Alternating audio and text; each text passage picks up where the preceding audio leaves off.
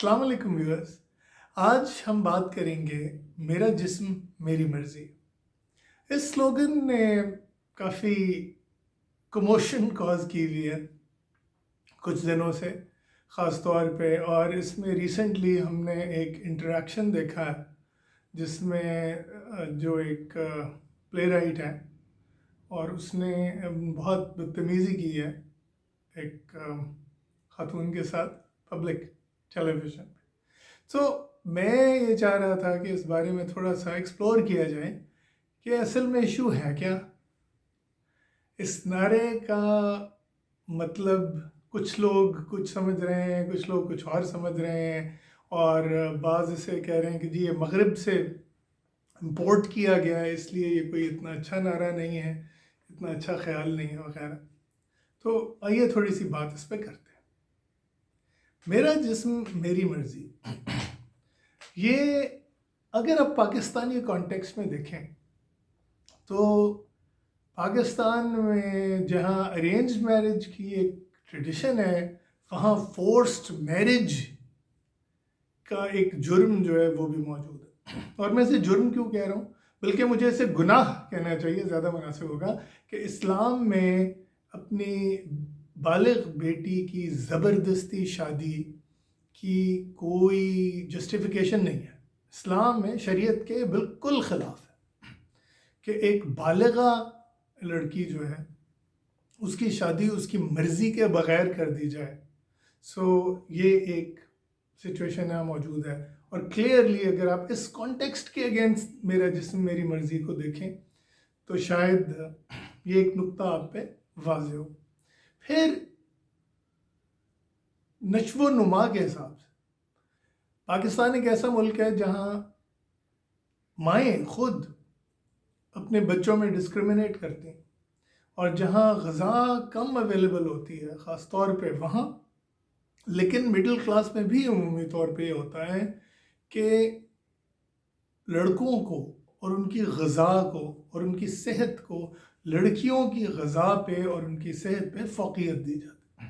اب میں کوئی یہ مغرب زدہ پروپیگنڈا نہیں کر رہا، یہ وہ چیزیں ہیں جو میں نے خود اپنے ارد گرد دیکھی ہیں اور ابھی تک ہو رہی.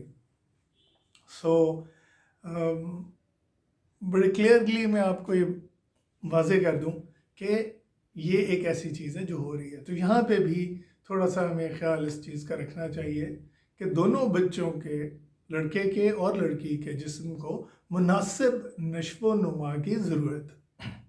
پھر تیسری بات جو یہاں پہ اہم ہے وہ یہ ہے کہ ایون ہمارے ہاں جو شادی کا تصور ہے اسلام میں، یہ نعرہ اس کی بھی کوئی وائلیشن نہیں ہے. اگر آپ ذرا ایک براڈر اور لینینٹ ویو لیں تو یہ بھی کوئی اتنا کوئی گمبھیر نعرہ نہیں بنتا. کیوں؟ دیکھیں، جب نکاح ہوتا ہے تو اس نکاح میں دونوں مرد اور عورت جو ہیں وہ اپنے آپ کو ایک روحانی، ذہنی اور ایک جسمانی اور ایک جذباتی رشتے میں باندھتے ہیں. اور اس رشتے میں جب اپنی مرضی سے، اپنی خواہش سے اس رشتے میں آتے ہیں تو ان دونوں کے کچھ حقوق ہیں ایک دوسرے پہ، اور ان حقوق کو ہم ایک دوسرے کو دیتے ہیں اپنی مرضی سے. تو even in the context of شادی ایک کانٹریکٹ ہوتا ہے. نکاح جو ہے ایک روحانی، ایک مذہبی، ایک جسمانی، ایک جذباتی کانٹریکٹ ہوتا ہے، اور اس کانٹریکٹ کے ذریعے بھی ہم یہی کہہ رہے ہوتے ہیں کہ ہم جو کچھ بھی کر رہے ہیں وہ اپنی مرضی سے کر. اور یہ چیز یہاں پہ سمجھنے کی ضرورت ہے کہ یہاں ہمارے معاشرے میں جو منافقت ہے، اس منافقت کو بھی ہمیں اس کانٹیکسٹ کے اگینسٹ سمجھنا ہے کہ وہ معاشرہ جس میں سب سے زیادہ پورنوگرافی دیکھی جا رہی ہو، وہ معاشرہ جس میں عورت کو پبلکلی ذلیل و رسوا کیا جاتا ہو، وہ معاشرہ جہاں کسی بھی وجہ سے کسی دوسرے انسان کی تحقیر و تذلیل کی جاتی ہو، جیسے کہ ہم جو برادریاں ہیں، جیسے ذاتیں ہیں، کاسٹس ہیں، ہم ابھی تک لوگوں کے ساتھ ڈسکرمنیشن کرتے ہیں اور ان کی کاسٹ کے نام جو ہیں وہ گالی بن چکے ہیں، اس حد تک ڈسکرمنیٹ کرتے ہیں۔